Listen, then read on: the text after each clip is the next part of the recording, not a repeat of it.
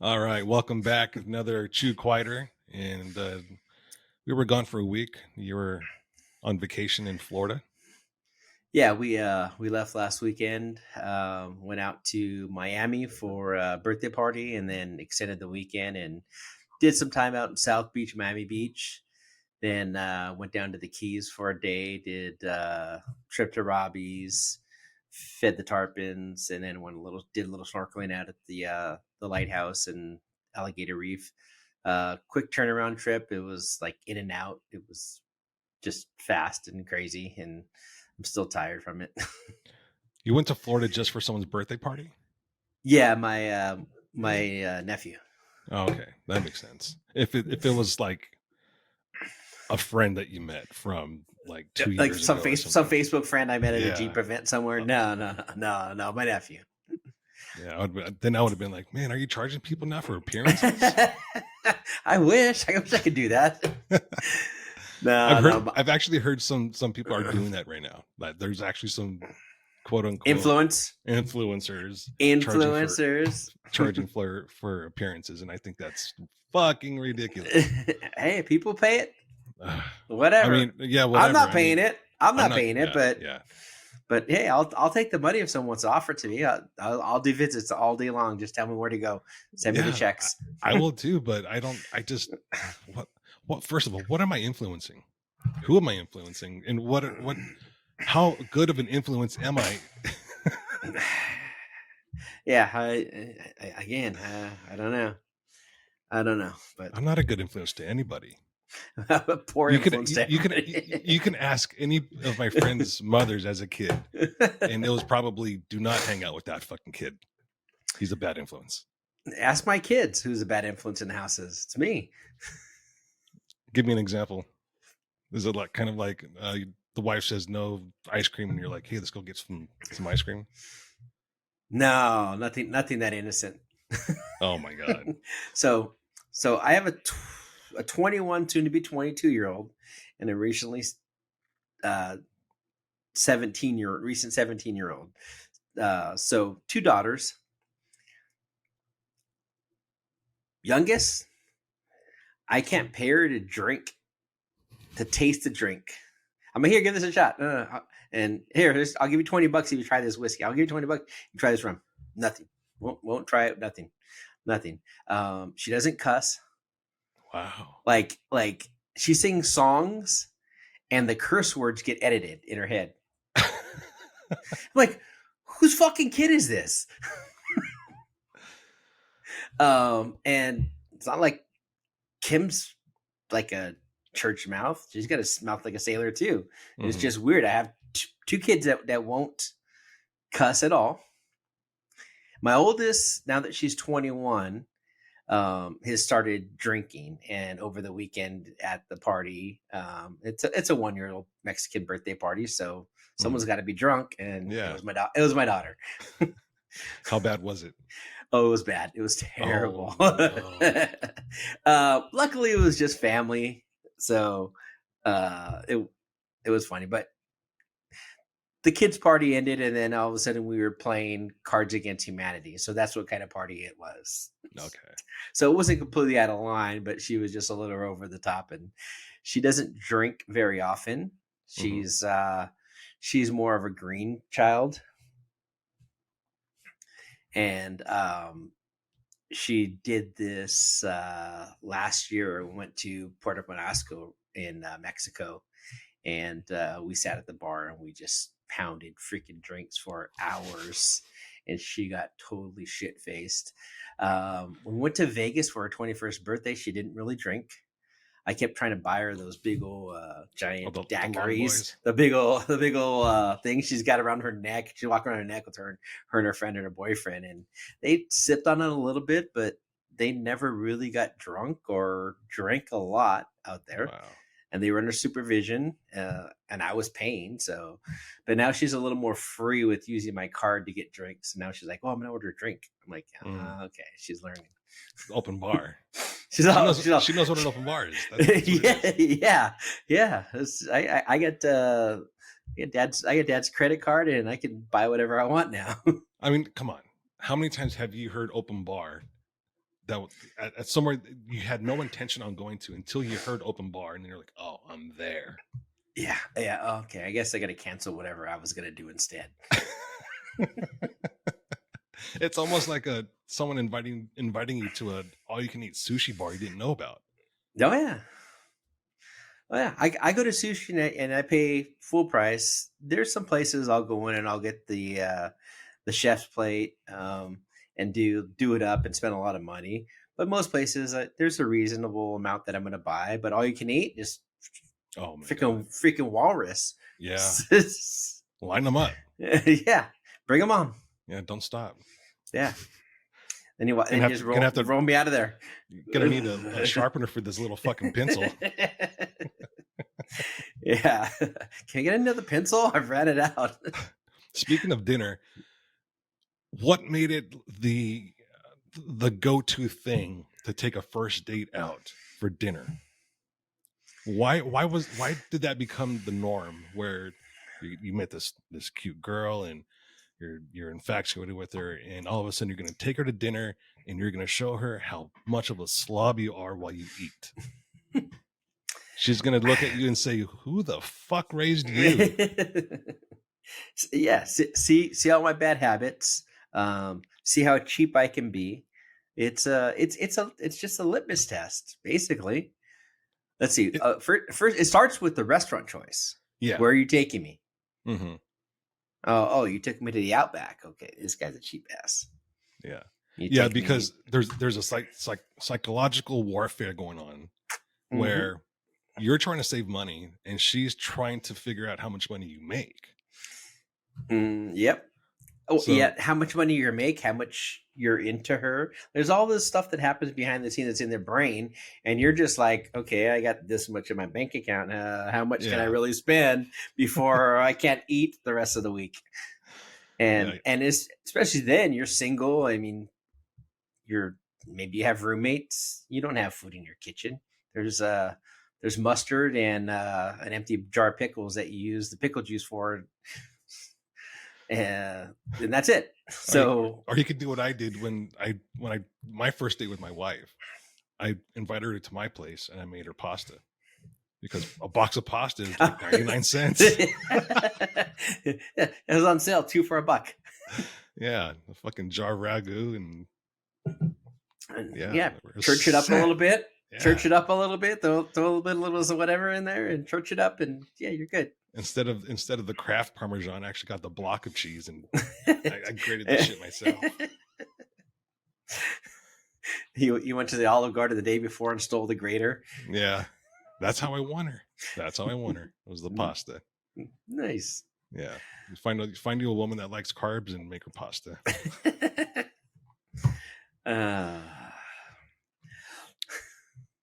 I mean, what else can you do though? I mean, okay, you meet this girl. Your choices are dinner, a movie, and you can't really get to know each other during the movie. So that's kind of if it's a movie choice, it's because you're not into each other. If she agrees to the movie, you want the movie. You're not really into each other. You're just doing the thing. Yeah.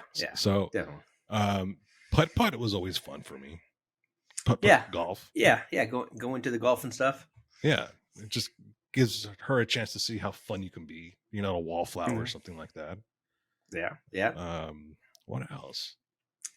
I mean, Bowling, well, maybe. it's bowling. It depends how white trash you're dating.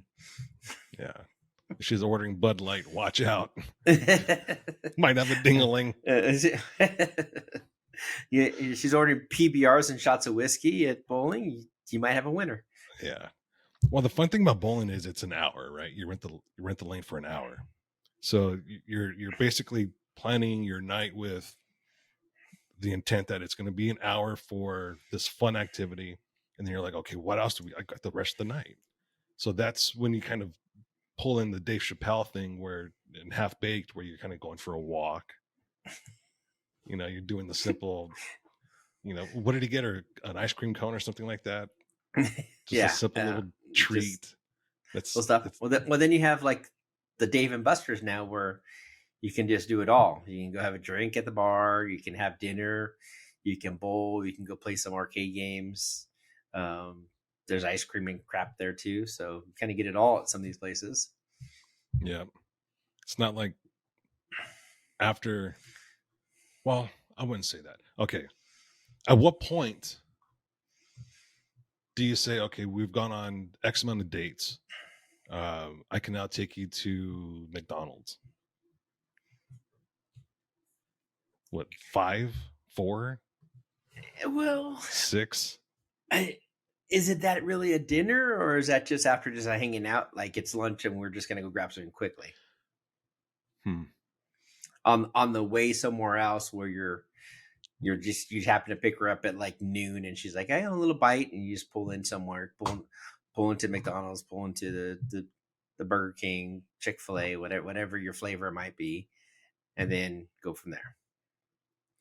I remember one time I had met this girl and I was really into her, right? She worked at the Home Depot on Whittier Boulevard.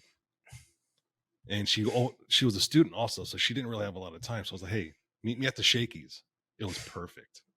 She was like, no one has ever thought of this before. Everyone was always asking me out and never have time. No one ever thought about taking me to Shakey's. I was like, yeah, perfect. I love Mojo's. There you go. Mojo's.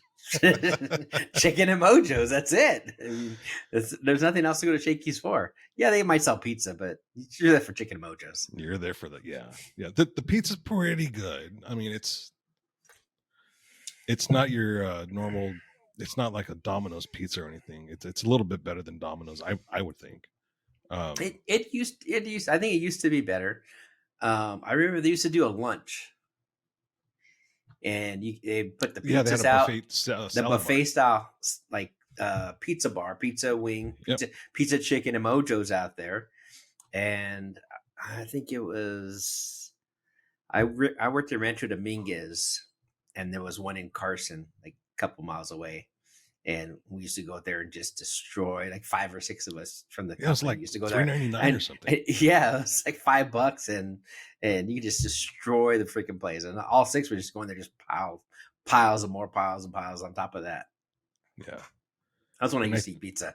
And I think there was a time where Chuck E. Cheese they had the same type of lunch deal, and we went there one time. And it was the worst idea ever, just because it was moms with their kids and screaming kids running around like everywhere.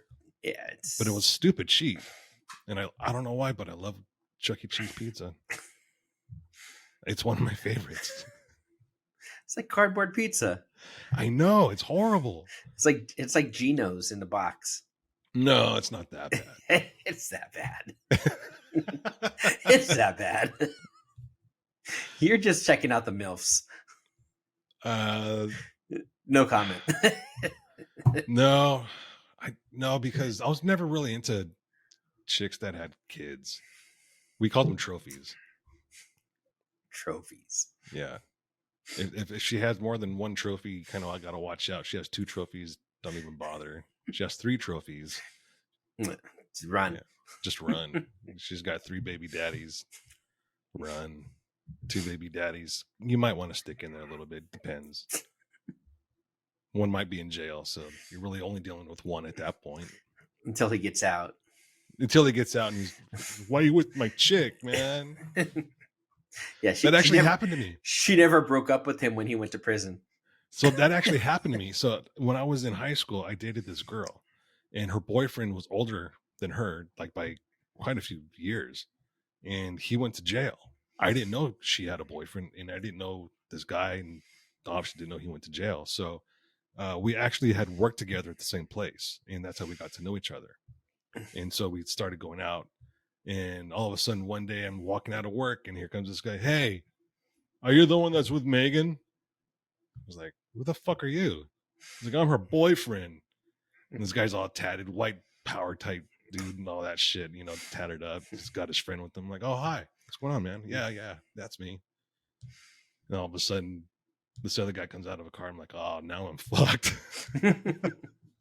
Yeah, I could take this one. Not 2 of them. I could take, yeah. So, I had to deal with that before.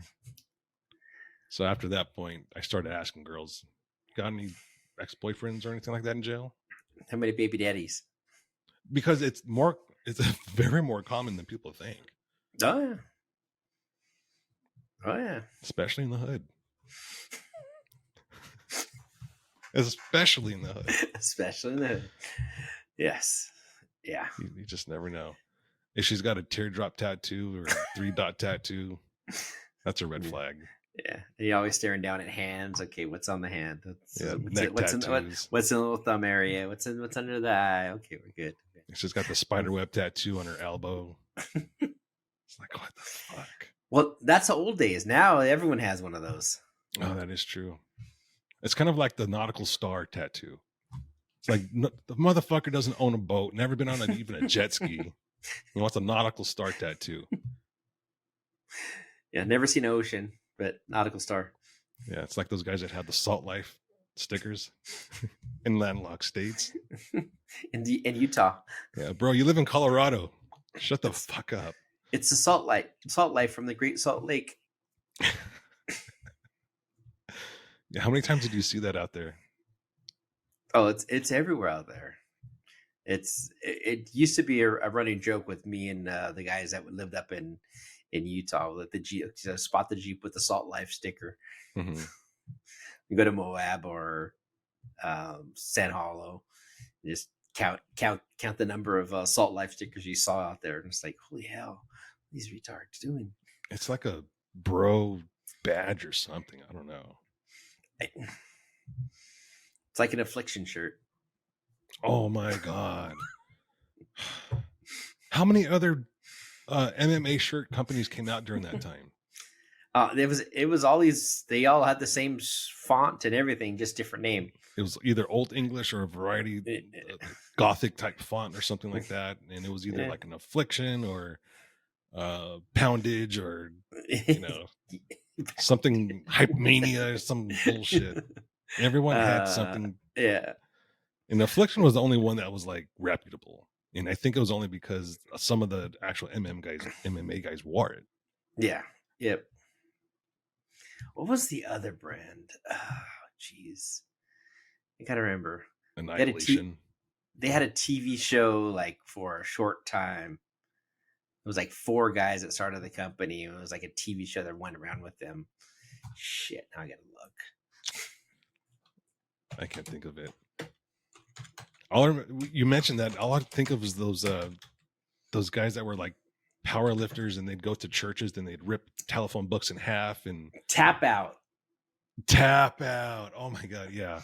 Tap Out was an actual their own league. Yeah, but they Wasn't had, but they had their own like a TV show. Was it kind of like Ultimate Fighter?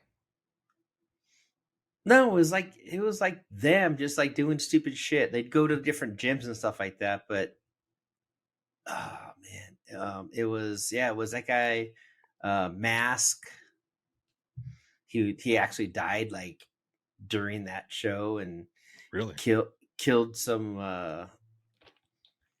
He died, and it was like a chick with him in the cars. Now I'm reading this, remembering, going, oh shit, yeah, that's right. On the show he died, or like yeah. Wow. Yeah, and they would go through and like sign fighters and watch fighters at the gym, but it was all a bunch of their shenanigans and crap in their bus. And how long ago was this? 2007 to 2009 ish. Where was or I? 2008 because Mask died in 2009. I don't remember this for some reason, but also I mean, listen, there's a point in my life where I kind of blanked out from drinking so much, so there's probably a good reason why I don't remember, and there's a reason why I don't remember a lot of poker games. I won a lot, but I don't remember them very much. Yeah, I don't win when I drink too much, so I just don't drink at a poker table. Well, I think you're a lot looser when you drink, and your decision making is a little bit more hindered. Looser. Yeah, I believe there was a night I went out with my brother and we played at the Hustler Casino in Gardena, mm-hmm. and I was good, up until a point, but we were drinking, and just started making stupid calls and lost all my money. See, that's why I only play dollar craps, is because I love to play multiple angles. And Yeah, it all. sometimes I'll overthink it and I'll make the wrong bet. That would be counterintuitive to my other bets on the table. So that's the only reason why I like dollar craps, is because you can play a lot of the table. Yeah. For a long time and cheap. Otherwise, it's like $5 blackjack or some shit. Yeah, none of that's around anymore. No. Vegas, I think $10 or $15 was the minimum. Even in Laughlin, where Laughlin was typically, you can go to have the $1 blackjack or $2 blackjack. Mm-hmm. All gone. $10-15 minimum, and most tables are 25 and up. It's been a while since I've gambled. I had a problem with that too. I had a gambling addiction. I had a drinking addiction. I had a pill addiction, but that was induced from a back injury. I was popping a lot of Vicodin that were prescriptions, and those were fun, especially with beer. With alcohol, especially with alcohol. Vicodin here, Vicodin alcohol here. And then they gave me Percocet when the Vicodin wasn't working, but what they don't remember was they gave me like a prescription for 100 Vicodin. So I had a whole bunch of them. And then Percocet on top of it. And Percocet on top. So it was just a very nice cocktail. With cocktails. With cocktails. Problem was, it would make you constipated as a motherfucker. But you felt great. That's all that matters, right? I'll shit later. I'll shit later. I guess you didn't give a shit. Yeah. It was a time in my life I didn't give a shit. And that was the only time. Other than that, I'm very regular. The only thing that makes me more looser is Taco Bell. Would you rather have Taco Bell or Del Taco? Del Taco any day of the year. Yes. Yep. For people that don't know, Del Taco, there's some out in Colorado, and I think that's as far east as it goes. But it's like a Taco Bell, but better. It's like a taco. It's almost like a Taco John's, actually. I never had a Taco John's. Never had Taco John's? I had Papa John's. No, Taco John's is it's a gringo franchise, obviously, and it's very much like Del Taco. They have the crinkle cut fries, the same kind of tacos, pretty much the same menu. Yeah, okay, just Carl's Jr. Hardee's type of thing. Yeah, I think it is, but no affiliation. No affiliation.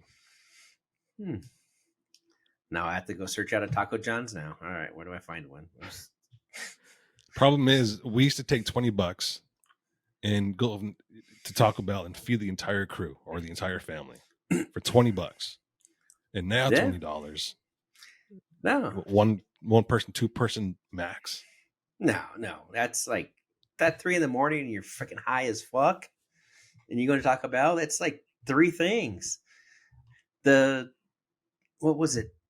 So, well, even the 10 taco party pack is like $20 now. Yeah. So both my kids work at Taco Bell. Oh, you're lucky. And my daughter's boyfriend. So I have three humans that are frequently in this house that work at Taco Bell. And that's amazing. And I don't eat it ever. So what? 2 weeks ago, I don't know. It was one night I was here and I was just like, we went somewhere and we had an early dinner and it was like 9:00 and I was starving and the kids were like, we're coming back from Taco Bell. I'm like, bring me a burrito supreme. Dude, I would be crushing Doritos Locos tacos. Those are my favorite. They brought it home. I was like, this is terrible. How did I even think I wanted this? And then I think they brought me the Enchilito came back and they brought me an Enchilito. and I guess they made a special one. I don't know if they deviated from the recipe or what they Mhm. did, but they made just this giant burrito and then put sauce on it and cheese, but it wasn't the same. I don't know if the ratios were off. I don't know what it was, but it wasn't good. I was like, Do you remember the taco burger they had a long time ago?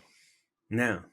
It was literally bun, your hamburger bun, and whatever they have in the taco, which is the lettuce, the cheese, tomato, and the loose meat. That was in between the bun. That was it. Never had that. But in my defense, I've never really been a huge Taco Bell guy. When I was younger, I'd have Taco Bell, and then I didn't have it from probably like age like 13 to maybe 19. And then and then that's when I moved in with roommates, and they had one not too far, and they would go like, oh, 29-cent tacos, 29, 39, 59, 79 Mm-hmm. back then, and we'd Yeah. go with, and we'd come back with a giant bag of tacos for everyone Yeah. for $20. For sure. Now I think she said that the chalupa is like $6.79. Yeah. So It's crazy. I was gonna order DoorDash. Taco Bell. I was gonna order Okay, yeah. I was all fucked up, right? And I didn't want to drive anywhere. Well, So I was gonna order DoorDash, and I was like, I want Taco Bell. Fuck this. This is a great night. I want Taco Bell. So as I do when I'm all fucked up, I was like, I want this, I want that, I want this, I want that, I want that. And then of course the wife was like, you're ordering Taco Bell? I'm like, yeah. She's like, give me a couple of things. By the time I'm done ordering, I was like, with delivery, it was almost $60. I was like, you know what? I'm not that fucked up after all. I just sobered up. I just sobered up. I don't need to spend $60. $60 Taco Bell? No. That's not happening. Yeah, So- yeah. It's funny how your taste changed when you own a house. Well, not only that, but the mental block was the same order would have been $20 back in the day. Mhm. And it's been that long actually since I've really had, feasted on Taco Bell like I used to when I was all fucked up and I needed to coat my stomach with some junk. So it was just one of those things where I was like, you know what, man, I can't do this. I used to pay this much for Taco Bell. This is crazy. Even the cheeseburgers at McDonald's, they Yeah. used to be 29 cents. Mm-hmm. And now they're $1.25, something like that. Yeah, but yeah. Or I remember it was 2 for $1 Mm-hmm. for just the base cheeseburger. Then you could do the double cheeseburger for 79 or 89 cents. It used to be you can go in there and grab a bag of food, and hey, it wasn't the greatest, but I could eat for $3. Yeah. My brother used to work at McDonald's for a little bit. And one day he calls me and he's like, hey, come through. I'm working the drive-through. I was like, oh, fuck yes. So I go and I get to the drive-through and I hear my brother, welcome to McDonald's. How can I help you? And I just start fucking laughing, right? He's just like, pull through, motherfucker. So I pull through and he just hands me a humongous fucking bag full of cheeseburgers and hamburgers. There must have been 50 of them in there. Did you get a McDLT? No, I remember those. Those were actually pretty good. Yeah, I don't know why they were so good. The fake bacon they used, I think. Because the hot side was hot and the cold side was cold. Hey, That's why they were so good. Didn't Grimace just celebrate his birthday or some shit? They had that. I saw something that like purple shake. Some purple shake that people were getting like They're gross, getting sick on, right? sick and shitting up. Yeah. Yeah. I can't even have rainbow sherbet ice cream and not have discolored shit.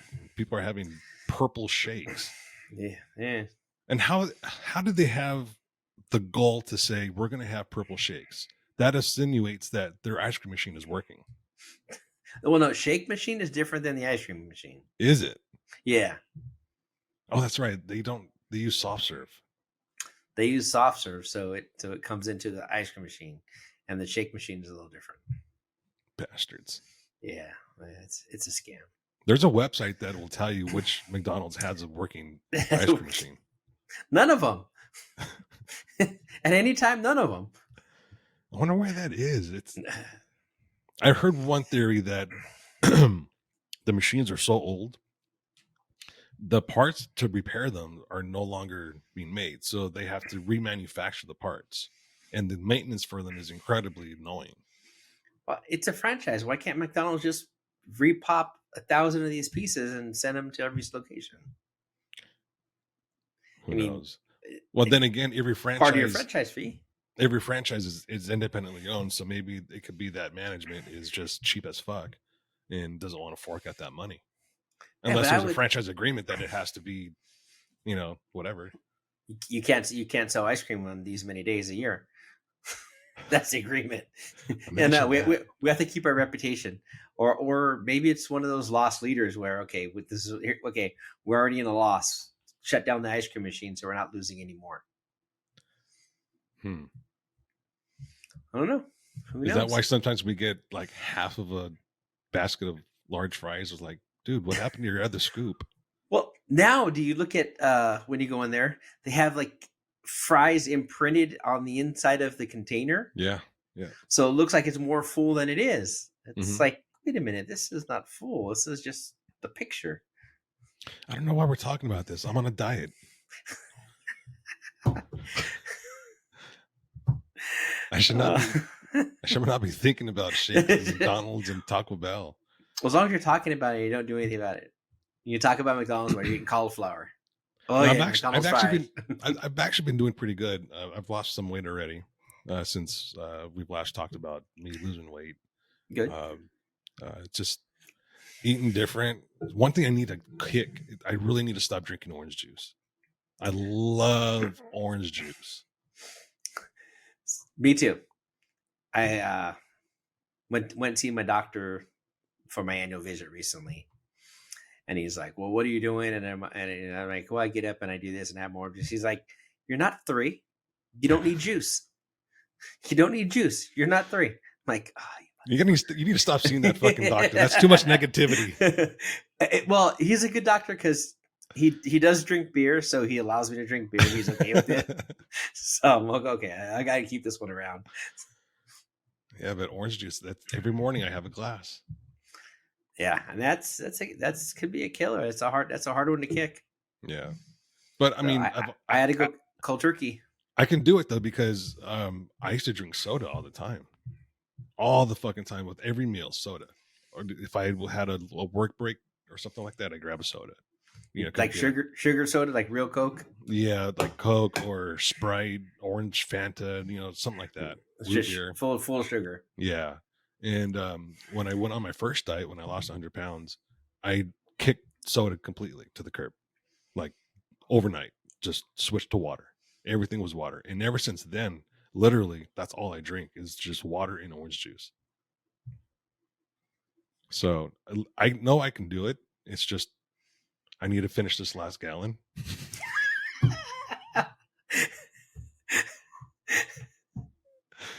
I'm not wasting fucking $5. I had to finish the last 3 gallons I have in the fridge. But yeah, I started adding spinach to my eggs in the morning.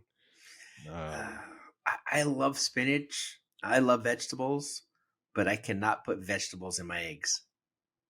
I think that might be the only way I can eat vegetables because I hate vegetables. Oh, my wife was making fun of me the other day. She's like, "You're like a fucking kid. You have to hide your shit in eggs and other food. It's like a dog taking a pill. You have to hide it in peanut cheese. butter. Here's the cheese. Here's the cheese." Yeah. Oh yeah. I mean, yeah. I didn't disagree with her, but it's just the way it is. I think I blame it on COVID. That's what I'm doing. COVID sounds legit. COVID, like the tick thing, where if you get bit by a tick, you get sick from red meat. The what? You never that happened to Diesel.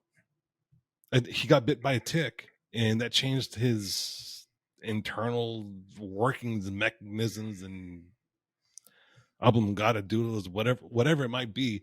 Something in him changed where he started getting violently sick from eating red meat. So he can't have a cheeseburger if you wanted to. And this is actual thing. Like I checked it out because I thought it was full of shit. Never heard of this. Yeah. He never I told thought me it was this. full of shit. I was like, no. And he's like, yeah, look it up. And I'm like, I'm doing Well, it it's right diesel. now. It's diesel. So I don't know how much I believe that story. Yeah, but yeah, it checked out for sure.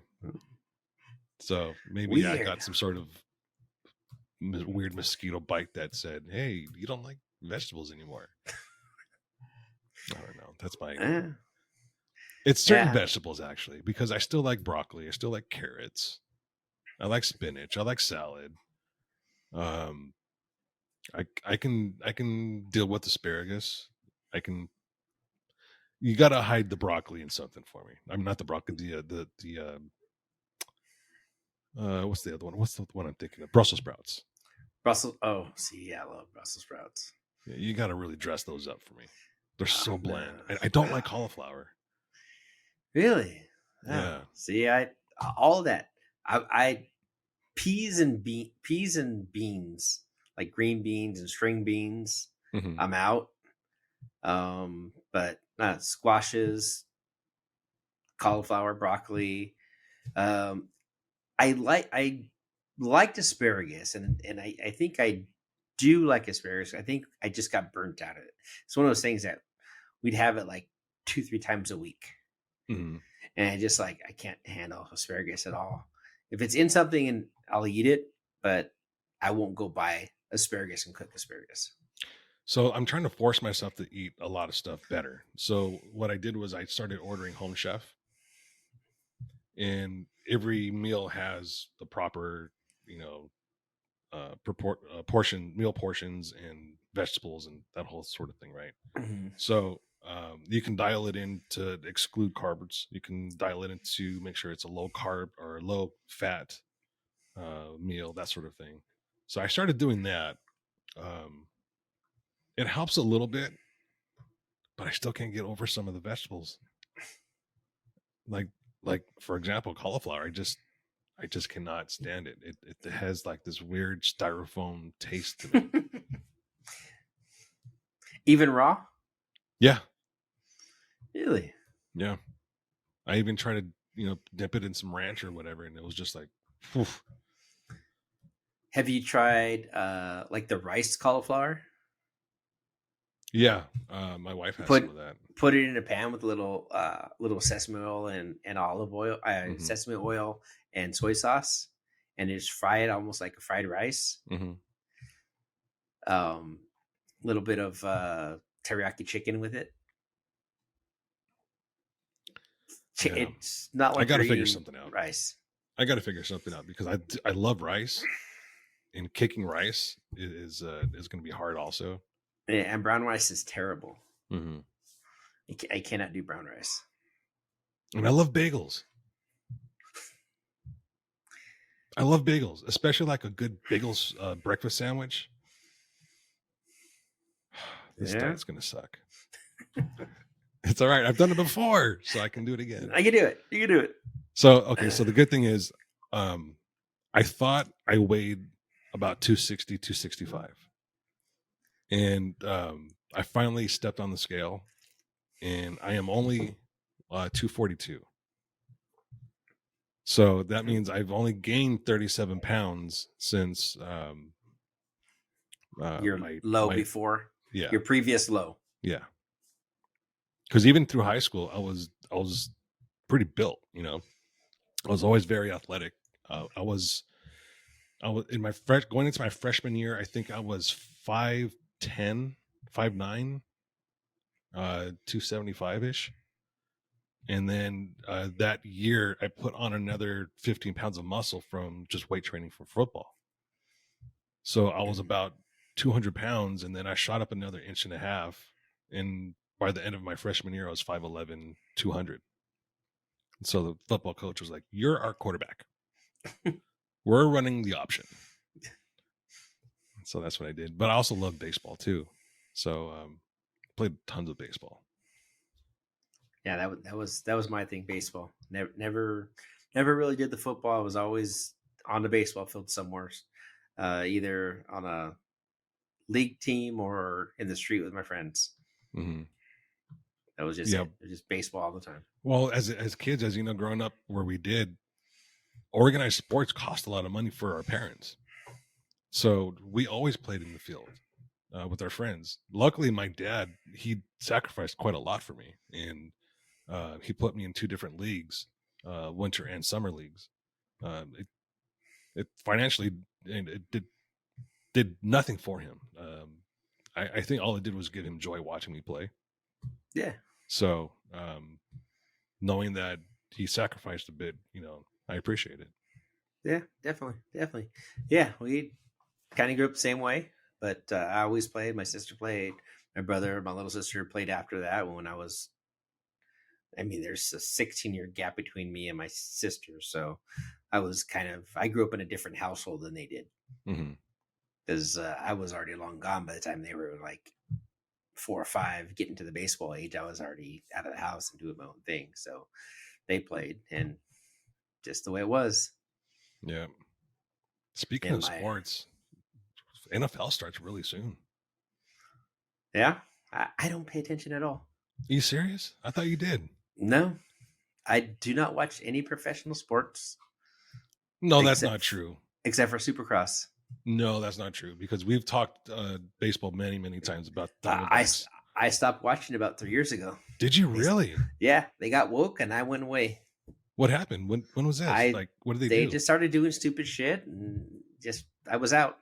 Mm. I was out. I was a season ticket holder. I had everything there. We'd go to games once twice a week. Spend weekends in Phoenix to go to games, and I was married to the baseball field for a long time, and they just started doing stupid shit, and I was just like, yeah, I don't support this, and I don't want to be part of this, and I'm out. So I haven't watched baseball for 3 years. I haven't watched football regularly for probably 10 years. Wow. I will watch hockey, but I don't really watch hockey.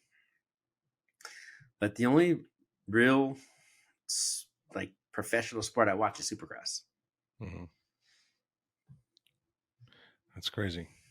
I had no idea. Yeah, just done. I think more corporations and big business like sports need to realize that the consumer has more power than they think. I mean, and it's obvious with what happened with Bud Light, with Target, and look at what's happening with Disney. Yeah, It's our choice to spend our hard-earned money on these things that are optional, yeah, and they somehow think that it's a necessity for us, and it's not. yeah. I For a long time for me, I'm not gaga over celebrities, whatever, but the fact that these celebrities now believe that they're the voice of reason and they're going to push some whatever. I don't care what side you're on. If you're pushing that, I'm out. Just I don't care. I'll never pay attention to what you're saying, or I'm not going to buy something because you say it. Yeah. It's And that's just one reason why I stopped watching NBA is because it got really woke. I mean, I think that's probably the sport that got the most woke, and it was this huge turnoff. And it didn't help that Kobe Bryant retired because he was my favorite basketball player. So after he died, that was kind of when everything was going in that phase with the wokeness for them. So it was kind of coinciding that I thought in my head, well, my favorite basketball player retired and now he's dead. I have no reason to watch this sport if they're going to be going in this direction, taking a knee and plastering BLM shit all over the place, and it comes down to just shut up and dribble. They don't like hearing it, but just shut the fuck up and dribble. yeah. Play a game. You're getting paid to play a game. I don't want to hear your idea on religion or sex or marriage or war or whatever. I don't really care. Just play. Yeah, I mean, you have your opinion, but don't proselytize like you're doing. Right. I'm just out. Once you become an activist, it's like you said, you're out. I'm out too. I lose all interest in anything you do at that point. Now, I will say there is a difference between what happened in the 60s to the wokeness happening today. Because they actually had a fight, a reason for the fight. And that fight was not wokeness that was just for rights, and those people speaking up for those rights actually got what they needed because that's what they needed at the time. That Yeah, was yeah. a right for these people. The change happened, and the change has been going, and now we're forced to have to make a decision that or forced to like it or be canceled. Mm-hmm. So I'm just, yeah, I don't care. I don't care. And like I said, it's on both ends of the spectrum. It's not one or the other. It's just the way it is, and it's choose a side. It's been happening for a while. Yeah. It happened twice to me. They tried it twice with me. I don't know if you know about this or not, but when I was really heavy with sponsorships with Craw 5280, there was a lady that just did not like me. We got into an argument, and she made a fake Facebook account, and she went to 2 or 3 of my different sponsors and made up a bunch of lies. And luckily these sponsors knew enough to know that that's not me and I would not do such things. So they reached out to me and said, hey, this is what's happening. Just so you know, we know this is false. We know this is a fake account. Just so you know, this is happening. They're trying to shut you out and shut you down. That happened twice.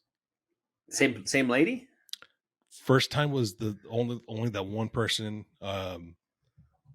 They made a second account so yeah, in other words, same lady. And then with her second account, she started joining more groups and started reaching out to Facebook groups and slandering me. We're gonna talk about this off air. I didn't know this story. Yeah. Is this person still around, or was it someone that you knew personally, or someone from the Jeep community? Someone from the Jeep community. Really? And that's the thing about the Jeep community.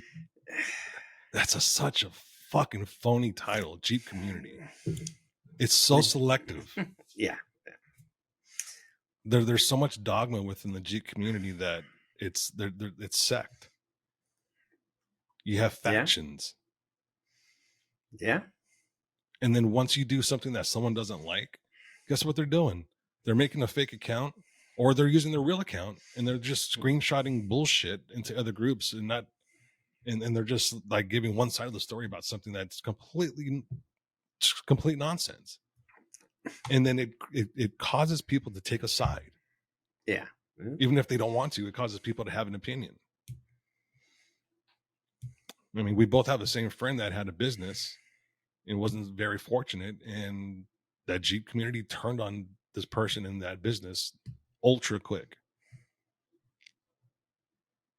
And if the Jeep community wants to brag about togetherness and unity, I have not seen it. Yeah. They might do charity events and that sort of thing, but they're doing it for themselves. There's a bunch of narcissists that are doing these things for themselves. They're not really doing it for the benefit of the charity, or they're not doing it for the benefit of the true sense of Jeep community-ism.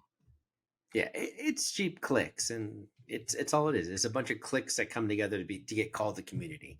And if you don't do what you need to do to get in that clique, then you're out and they're against you. Now you're fighting. Yeah. And what I come to realize is I'm fighting against essentially a ghost and their army. And what's the point? There is none. It's you can try to be Switzerland all you want, and I did that for 8.5 years. I was always Switzerland. I always had to play. I always had to be in the central area. And anytime I stepped out of the line, I had to apologize. And funny thing is, I had a Facebook memory come up a couple days ago. About 5 years ago, one of the groups, and I don't remember who it was, but I had made a comment to one of my friends about how their Jeep wasn't real. I was just giving them shit about something that they were building. Someone took it personal because apparently they were building something similar, and they called our tech. They emailed our tech. they posted a poor review on Artec about me, and I screenshot it and I posted it. I'm like, Oh here, my god. I'm like, yeah, I guess you can't do anything right. You can't joke with your friends. You can't do anything. And it popped up. I'm like, that was like the one of those ones where I'm like, I had to like, I didn't apologize. I Mhm. owned it and said it. Hey, I had screenshots of what it was, and I was like, yeah, no, I was playing with my friends. I mean, I want to take this out of proportion. You want to make it about you, then make it about you. This was 100% not about you. That's about me and a friend. Yeah. I'm glad I don't have sponsors right now because I was sick and tired of walking on fucking eggshells. I'm not joking you. I was sick and tired of walking on eggshells because dare I say the wrong fucking thing, I get a message from that sponsor or affiliated with that sponsor or someone saying you need to take that post down. Yeah, It yeah, just it it's felt shitty. It felt like lost your voice. yeah, it really did. You lose your voice, lose your personality. It makes you become sometimes a robot. Yep. And luckily, we're in an industry where you can kind of toe the line a little more, where it's not so bad. But as soon as the wrong person hears it and wants to start yapping about it, then that's when the problems start. Yeah. And the funny thing is, most of this army that is in outrage for whatever it might be are not real wheelers. These are Well, they never are. these are the come by night, fly by night type people that are in a 2-year lease of their Jeep, and they want to be in the scene for that long, and they want to be in all the groups. They want to be known as this guy with all the ducks in the fucking windshield. They want to be known as the guy that has the YouTube channel that talks about installing a winch line or something stupid that we don't fucking care about because there's 100 other videos like that. Sticker on the hood with the name of the Jeep. Yeah, I mean it's come down to we're missing Pirate 4x4. Pirate 4x4 was the regulator. It set a precedent for what the Jeep community actually was, or the off-road community, because Pirate 4x4, let's face it, was not just Jeeps. So it was everything. It was everything. Yeah. I mean, it was from almost daily drivers and tow rigs all the way down to full hardcore buggies and racers. That's kind of where Ultra 4 started. I mean, you got to figure when Lance and Camo were back then, running that, it was all about buggies and that type of stuff. Yeah, Toyotas, then, Suzuki's, Broncos, everything. There was a scout section that, or an international section that I used to hang out in. But there was everything. I mean, you kind of had the full gamut of it, everything and everywhere. And if you got out of line, people would just talk the shit to you and try to come back next Tuesday. Yeah, you get ratioed basically. We didn't know what it was called back then, but now we know it's called ratioed. And we see it on Facebook, we see it on Twitter now. The people thinking their opinion or their whatever it might be is the law, and then next thing you know, people are just like, "Hey, dude, no, you're fucking wrong." Yeah, get away. And as funny as that, I have gotten out of nearly every Jeep group that I was in. I think I'm only in the 1-ton groups, and I don't even know why anymore. They stay more technical. It's less of the shit talking. It's less of the dumb shit. But now they got the Ram, I've been joining these Ram forums, and I think I joined like 6 or 7 Ram forums, and then now I'm into one, and it just gets dumber and dumber every day. And it's like, I'd really like to hear some of the stuff that they have, but how can I put a filter so I don't have to hear or see the same question over and over again? What is this little black dot on my windshield behind the mirror? I'm like, no, my favorite one is, does anyone else have the same noise behind their seat? It's like, motherfucker, what's the noise? Yeah. What is this noise? Yeah. Can you offer up a little less information for us to decipher? But yeah, I feel like I got out of every single off-road and Jeep group. I'm not in one. I think the only Facebook groups I'm in now are gun associated, and my local neighborhood, and maybe a cooking one because I love to cook. So I think that's it. If I'm in if I'm in any other off-road ones, it's because a friend runs it. Like Flex Rocks and Rollovers, I'm in that one still. Seventh Law Society with Angel, I'm in that one still, just because those are my buds and they run it really well. It's not a shit show. It's not that shit. Yeah. So it's just like any of these run of the mill groups. I just need to be out of. I'm just I need to exit a little faster before I get more bitter about them. And that was the thing. I think that he stumbled right on it. I was getting bitter. Huh? So now my thing is I just pirate pour approach.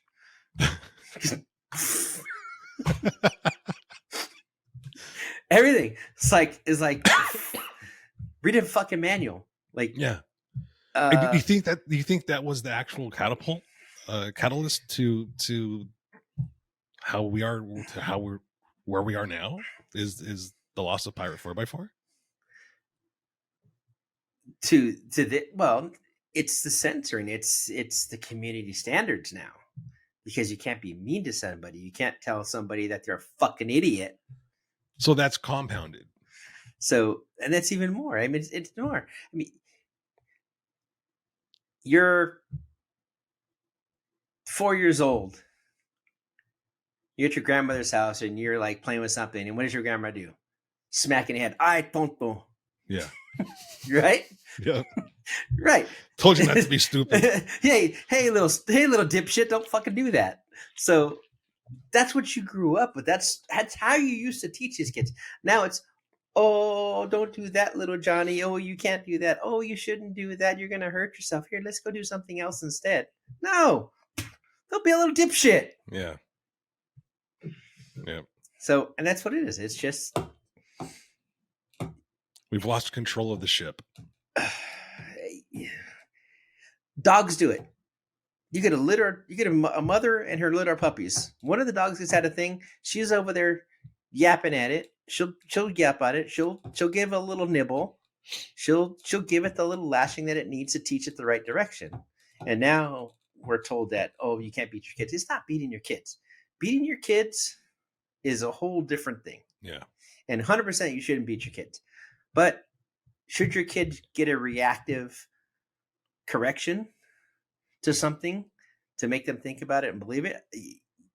You should, because all of the shit that's happened over the last 30 years when you had to stop spanking your kids or correcting your kids, or it started with the fucking kid on the leash.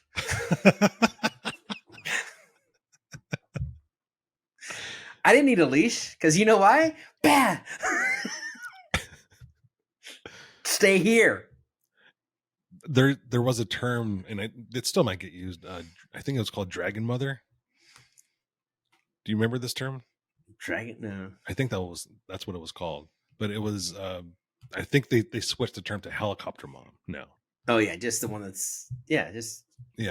And it was described as a mother that was full of discipline, full of correction, full of ire if the kid was not performing up to her standards. I think that's gone for the most part. I think for the most part, parents are okay with their kids just getting by. That's all I seem to see now. Well, because they've made it impossible for you to discipline your kid, and that's what it is. I mean, you're not supposed to talk to them. You're not supposed to. Even now, verbal correction is now abuse. Well, even now, if you don't affirm your child's gender identity, that's abuse. That's a whole different story. but the point is, they're redefining what is abuse? Oh, yeah. And most of this so-called abuse is discipline. It's what we got as kids, it's what our parents got as kids, and it's what our grandparents got as kids. In fact, our Mm. grandparents probably got it much worse than what we got. Yeah. Oh, yeah. Well, and progressively, yeah, they had to get to the point where they were stopping the child abuse. Mm-hmm. But a verbal correction, a spank, a twist of the ear, it's not really abuse.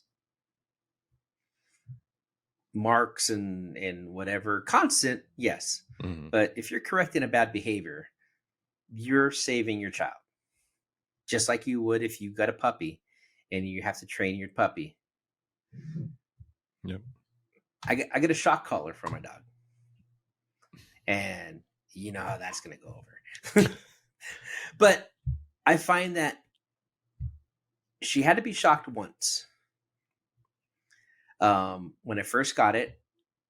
And after that, it has a beep and a vibrate. And she gets the beep first and then a vibrate. And she learned.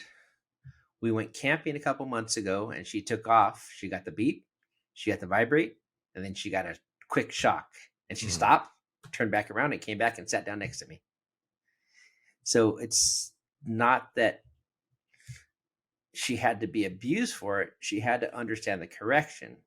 She's still a puppy. I mean, she just turned a year old, so she has puppy brain, just like kids have kid brains. Mm-hmm. They want to go explore and see, and their mind goes over here, and you want them over here. So Right. there's cars and traffic and whatever else is over there that you're trying to stop them to go from. So it's that. We have desert toads here, and this is the only time that she's had to get shocked by the collar on purpose.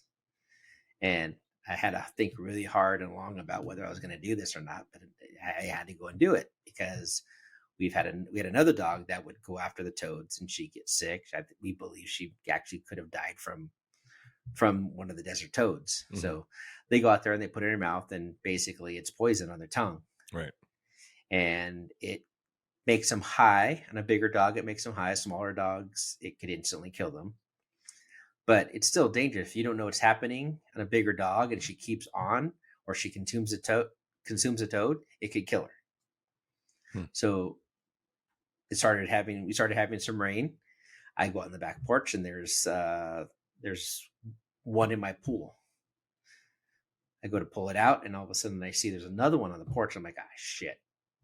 We had to make the decision now. So follow the instructions, put the collar on there. I trapped both of these toads, put them in containers, put them out with her. She went over and had nose to nose with the toad, and she got zapped for 1.5 seconds on a higher level. She only ever got like the lowest level, and actually had to put it to, I think it goes from 0 to 100. She's only ever having a 4. She actually got a 16. Still not 100%. Just enough.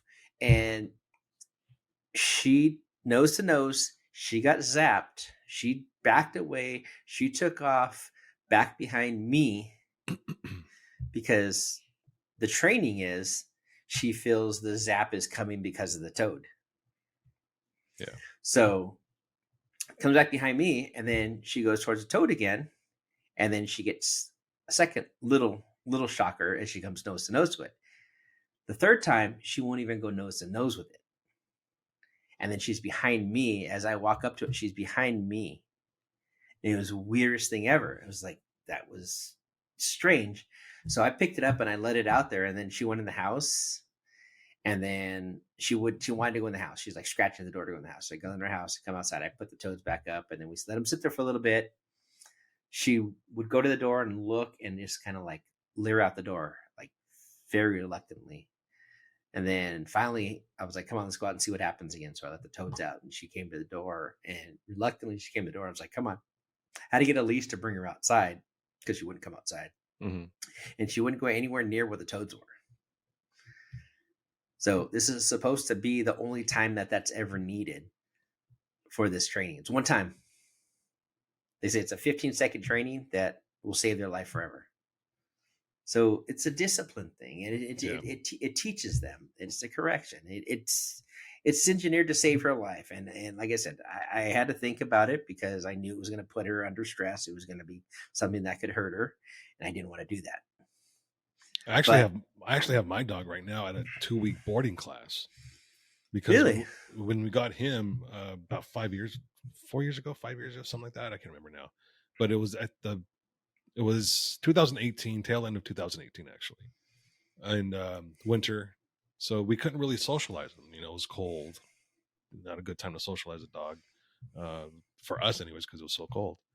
So 2019 comes and COVID happens, and of course everything's shut down. So our sweet little dog was never socialized. So now every time it's around another person that's, you know, a stranger or another dog, the thing, you know, starts barking and nipping and goes crazy. So um, other than that, the training on him is phenomenal. Like, he sits, he comes, he lays down, he, you know, listens really well. But it's just this one aggression that we want him to kick. So he's been there for since Sunday actually, and we get daily updates. And now I got a video today that he's hanging out with like 4 other dogs, just just just from learning correction. to hanging out. Yeah, Yeah, yeah. Yeah, and it's the training. It's the same thing you would do with a dog. You have to do with your children. hmm I mean, it's but it's everything. It's not just discipline. It's school. It's activities. It's everything. They just you're there to teach them. setting moral standards. I think that's also a big thing that's missing from so many families is they're not setting that moral compass in the right direction. Yeah, I mean it's everything. Every piece of their life financially, like teaching them how to. I never learned how not to have debt or how to manage debt or how to not have debt. And my kids, my oldest, she needed a car and she got saved her money, and we helped her and got her a loan, and she pays it every month now. And funny thing is, the guy at the car dealership is like, here's what you're gonna do with it. Here's what's gonna be the best thing you can do for her. Just add both your kids right now to your credit cards. They don't have to have a credit card. They'll send you one in their name. Throw it in your safe. Throw it wherever you want to. Shred it, whatever you want. But every month that you pay, your kid is now preparing themselves for the future, and you're preparing your kids for the future. Yeah. And like both my kids are going to end up with a positive credit score to be ready to buy a house or buy a car and not pay a 30% interest rate Yeah. It's funny you say that because because I they're was first actually time thinking about, buyers. yeah, you mentioned that, and it's weird because I was thinking about doing that for my niece. She's gonna be in high school next year. And I know she's going to go to college because she's very bright. She gets great grades, very high grades, and she's an athlete. She's a cheerleader and very good cheerleader. Like she's national championships and all that stuff. So she's been recruited by different high schools because she's that good. So I know she's going to get a scholarship somewhere because she's a book nerd. She's deep in her books. I know she's going to get a scholarship, but that's always not enough, obviously, as you know, with the parent. So I want her to have a good credit system already in place. So when she gets there, that she's not hounded by these guys at the dorms. Hey, you sign up for our credit card at Yeah, 27%. 30% interest rate, 29.99% interest rate. Mm-hmm. No, you don't need that. And so both the girls on, I think I put them on like 4 or 5 cards. We don't use 4 of them, Mm-hmm. but occasionally I'll put something on it. So we just do this rotation. We're just so they're used every so often and then just pay it off. So they never go out. They always get paid. They're always paid on time. There's always some sort of activity on them. And last 6 months, they both actually have a card now, their card that they get to carry with them. That's their emergency. And they're just learning that they can have it without having to spend it. It's there if you need it. It's not something that you're going to go use every day. Do you remember a long time ago, Joe Torre, comedian? Mm-hmm. He used to have a bit about this new credit card that he wanted to get. It was called the Emergency credit card. And so he's going on about signing up for the Emergency credit card. And people are like, I've never heard of the Emergency credit card. But yeah, it's the Emergency credit card. It was a great bit. I didn't do it any justice just now. But yeah, it's that thing, and they're both. I haven't pulled scores, but I know that in the mail, both of them get offers for. Well, my youngest one doesn't yet because she's not 18, but the older one, she gets like credit card offers. I'm looking, going, why didn't I get an offer like this when I was her age? Like, what the fuck?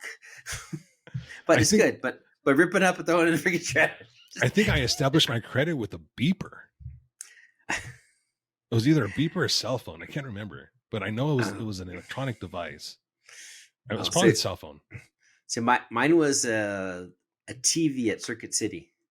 Oh wow! I used to have a Circuit City card. And that was like my first poor judgment. Remember that commercial with that kid? He was walking down the street all sad with the newspaper clipping and his headphones and his Walkman.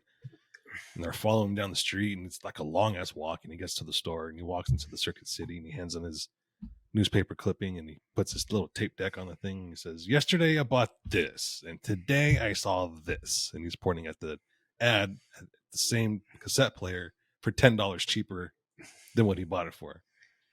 They're like, "Oh, don't worry about it. We'll pay you the difference." Do you remember that one? I don't know why that commercial stuck out in my head. I don't remember that now. There's stupid commercials that always stuck out in my head, like Life cereal. Mikey likes it. Mikey likes it. Nah, that's what I remember. Or the Kool-Aid man. Always busting through the wall. Yeah. And then there was an old commercial from the 80s. It was a toy. It was called Balzac. Balzac. I don't know this one. Ballzack or some shit like that.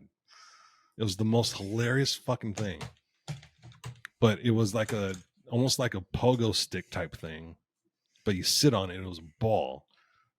And you bounce on it. Turn up the balloon ball.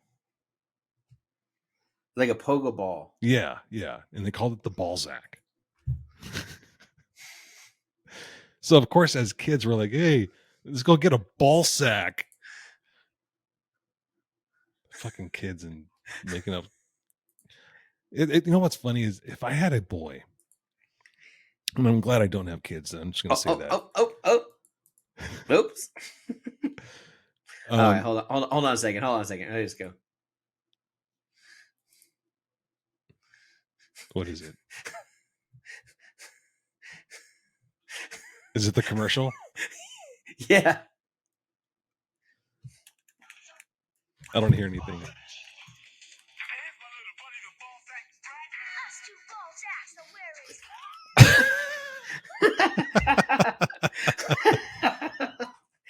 I don't think I remember that. Jeez.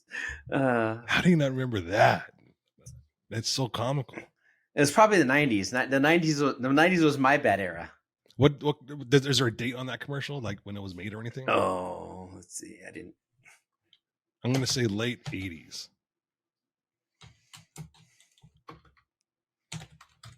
I just closed it. 1993 Balzac commercial. Yeah, so you had your bad times a little later than I did. I was already in high school by then. I was already in high school when I had my bad time. So so I graduated in 86. So after 86 was when my bad time started. Speaking of bad times, let's get to good times. Before I forget, I want to know about this trip you got coming up.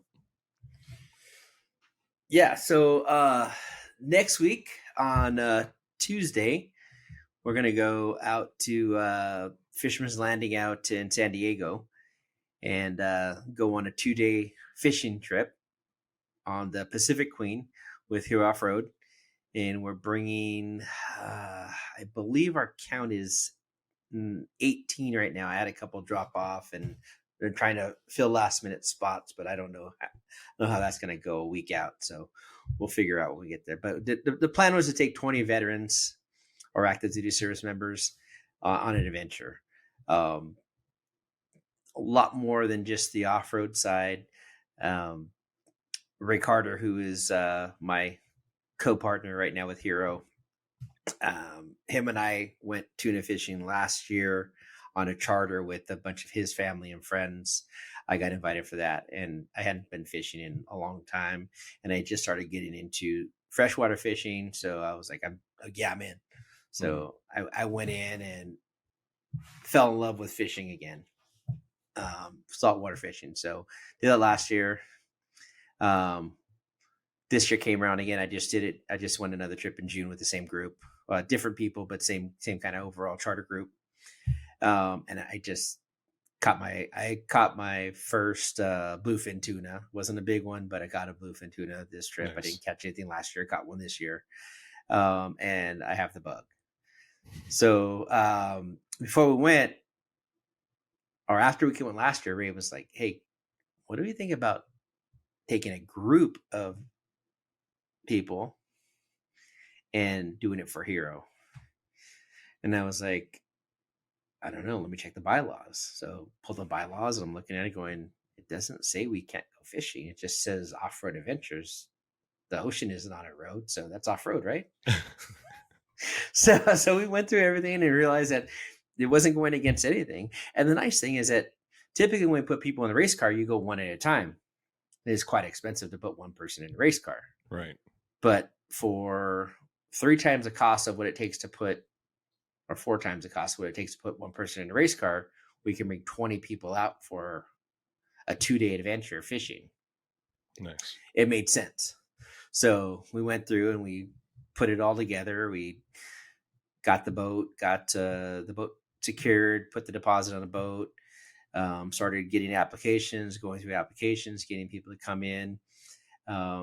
So part of what we want to do is have some sponsors come on to kind of intermingle and kind of help and go out and see and have fun with this. So we ended up going out to grab a couple of sponsors. So Ryan Liggett's going to come out with the Beadlock Marketplace. Sweet.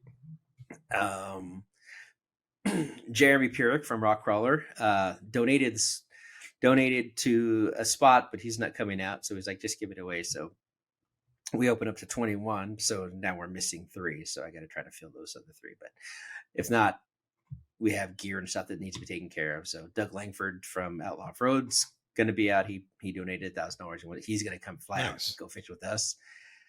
We have a gentleman that was out at the Patriot Crawl at EJS with Tony from Genride, and he's owner or general manager at the Mercedes-Benz dealership in Newport Beach. Mm-hmm. He has one of his mechanics who's a veteran that he's put the $1,000 for him to go. So that's another cool sponsor spot. Yeah, so it's really cool. So we have a couple of sponsors that are the local guys in San Diego that are from some of the fishing companies. Mm-hmm. So I think we have a hook or a rod manufacturer that's paid to come on, and they're going to come on and help and kind of be there. It should be a great trip. They get to come out, they go on the boat. We pay for the boat, pay for the meals, pay for any of their rental gear that they might need. So it's going to cost them very minimal to go on this trip and be able to go for a 2-day trip. They'll have their bunk and spend 2 days. And I think we'll just have a great time going out there. Watching the fish report, the bluefin tuna are just going off right now. So we're hoping that it sticks around for another week. Boat came in this morning. One of the other boats came in this morning with a 275-pound bluefin. Wow. So hoping that we get some of the few 100-pounders over the rail, and it's an exciting thing to get in there, and everyone's in there just like pushing off, handing off rods. You already caught your other whatever, just handing off a rod. So we want to hope we get a limits with some some big fish and come back and just have some cool adventures. So. And this is the one that Sean's going to be there with you. So Sean's gonna fly out on Tuesday, so I'll meet him out there, and Ryan and Ray and Doug, and then a bunch of other locals and some guys from all around. I think we have a couple guys from Utah. A lot of them are from California, from an organization down there in California. I'm gonna butcher this. Geez, what is it? There's a local organization. It's all veterans, and they go out and they do kayak fishing. So my buddy Ryan, who actually, oops, where'd we go? I went that way. So I have this little helmet here. My buddy Ryan, he lives down in San Diego, and he helps with this organization. So he's got a bunch of people that he works with that he sent him over. So they're locals that are guys that love fishing. So we want to get those people that want to be out there, want to fish. Some never have gone. Some have never gone bluefin. Some have gone just regular offshore fish or onshore fishing or pier fishing or stuff like that. So we're going to hopefully get him a new experience that they can go out and do and have fun with, and hopefully come back with a big fish to have a nice story with. Yeah, that'd be sweet. So just make sure you regulate Sean's alcohol intake. Well, the nice thing is on the boat. So we leave. We're supposed to leave Tuesday at 7 p.m. and be back Thursday at 7 p.m.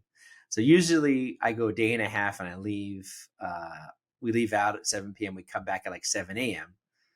So usually like get my gear and I start coming home, but being gone for 2 days, I'm not just going to drive home after being on a boat and being up for 2 days, about 2 days straight. So he's like, well, we'll just share a room in San Diego. And I'm like, oh shit. After I hear the freaking naked dick story, I'm like, it's just going to be him and I and a naked dicks running around a hotel room, I think.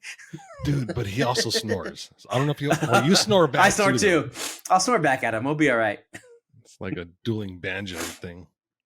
I'll bring my sleep gummy. We'll be okay. It sounds like it's going to be a fun trip.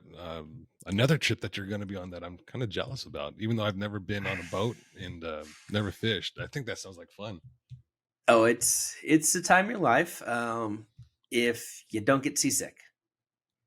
I've been to Catalina Island, and I don't think I was seasick then. Okay. So when we went in June, there was a bunch of newbies that came out, and it was about 7 or 8 of them that never left the cabin.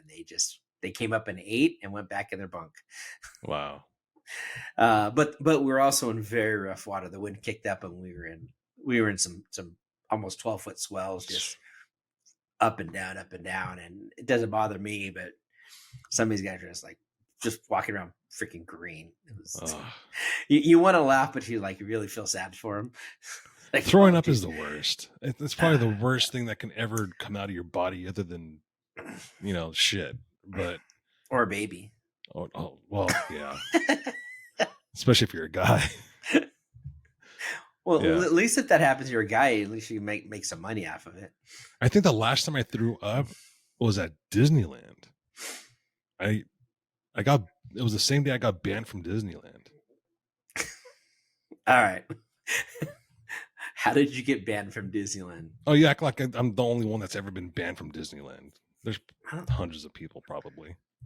But okay, but how did you get banned from Disneyland? Kiss FM back in the day. This would have been 1990, 98, 97, 98. Kiss FM had a contest one year for, it wasn't a contest, it was a listener appreciation thing. So they were giving tickets out to callers, and a friend of mine had won some tickets, 4 tickets. So I was one of those people to go with him. It was after work. So we ditch work a little early, buy a bunch of alcohol, jump in his expedition, and we start heading towards Anaheim from Whittier. As soon as we get on the highway, of course, traffic. So we finish about 24 beers in his expedition on the way to Disneyland. We still managed to get there early, and the gates weren't open yet because they had to funnel people out to let people in that were the there day crowd, the day crowd out. Yeah. Yeah.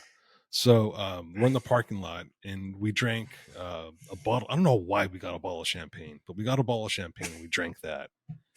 And then we had a bottle of Bacardi Limon, and we mixed that with some lemonade, and we drank that. And then we took a bottle of Aftershock with us into the park. And we're like, okay, the most popular ride is always Space Mountain. So that was the first ride we were going to go on to make sure that we got on there, and then we could just do whatever. So we got to the line, and it happened to be stupid long. So long that it took us the entire time to drink that bottle of Aftershock. So we drank that whole bottle in line. We actually finished it by the time we got to the actual entrance where, you can start hearing the noises and all that stuff. We get on the ride. Everything's fine. I get off the ride, and I was sick as a fucking dog. Just sick. Like, everything was spinning. And that's when the drunkenness really hit. And I guess it happened to my friend too. He felt the same way. So I look over and I'm like, where did he go? And I see him leaning over this rail just puking. And I'm thinking to myself, okay, well, if he's puking, that means it's okay to puke too, because I feel like I need to puke. So I start throwing up also. Well, apparently we didn't pay attention, and we started throwing up right next to the entrance for the security personnel. And right when we're throwing up, someone was walking out, and they're like, holy fuck, you guys reek like alcohol. And they kicked us out. So the funny part is, we were so fucked up, inebriated, they had to take us out by wheelchair. So we get to the front gate, and the security asked for my ID. He gets my ID. He leaves, comes back, and he's like, all right, you guys can't come back anymore. And we're just like, whatever, just, we're trying to find a ride home. So about a week later, I get a letter from Disneyland saying that I was banned for improper conduct within the park. Really? Wow. Yeah. Lifetime ban. Didn't know they did that. Yeah. You hope you still have that letter. No, God, that was so long ago. That should be right there in your wall. Should have had it tattooed on me. You should have, just on the wall, framed, shellacked and framed, something. Yeah. I haven't been back since. I don't know if I probably could go. They wouldn't give a fucking shit. They wouldn't know. It's not like I want to Disney go. World. Let's go to Disney World. It's not like I want to go back anyways. I think they raised the prices again to like $250 a ticket. Yeah, it's nah. It used to be the happiest place on earth, and now it's the most expensive place on earth. Yeah. It's like strip club expensive. Yeah. On a bad we used night. to do on the Tuesday. On Tuesday. When it's a special prime rib night. Yeah, so yeah, it used to be we could get the Southern California pass for like $100 a year, $150 a year, something ridiculous. You can come all year. Then you couldn't come weekends, and I was fine because I don't want to go to weekends. Yeah. I don't go to weekends anyway. I want to come so we'd get off work and just shoot over there, be there by 6 weekday. There's no one around. You basically just walk the park and ride. And our daughter was little, so we just go do whatever, go have dinner, go home, and it was fine. You do it all the time. But I don't even know if they even do a pass now for that. I think they still have Or a what it pass, costs. but it's modified. And I think they have additional passes. It's like a straight to the line pass or something like that, straight to the front of the line. Yeah, there's always thing now where you got to pay to be a VIP now. Yeah, It's like a strip club. And just like a strip club, there's no sex in the champagne. There's not even champagne. No, they opened up alcohol service there now. Well, you're gonna have to because those prices, you're gonna need it. It used to be we'd have the two parks, and we'd have to cross over to California Adventure to go have a drink, and then come back over to Disney. I've never been to California Adventure either. Really? Yeah, it wasn't. I don't think it was What? built then. It probably wasn't built back then. No. No. In fact, I think it was under construction at that time. Yeah, when we used to go out there, it was just open up, and there was in a Fisherman's Wharf, there was a beer stand in there, and then I think Ariel's Grotto had a full bar. I heard it's Disney's version of City Walk, basically. Well, that's downtown Disney, Oh, so that's between the parks. There's like that downtown Disney area, so there's restaurants and stuff like that down there. So that's where you could go, and then there's bars and stuff out there. Yeah, that's basically the equivalent of City Walk is the downtown Disney. mhm. But the California Adventure is just like another theme park with other stuff out there. But they actually did have alcohol in the park, which was like a first. Yeah. That's why I like not. That's why I like Knott's Berry Farm so much more. Is because it was less popular, but better. It was cheaper, Mhm. and it had alcohol. Yeah, and- they and used to chicken. and chicken and funnel cake. And funnel cake. Yeah. Feed all my fatty.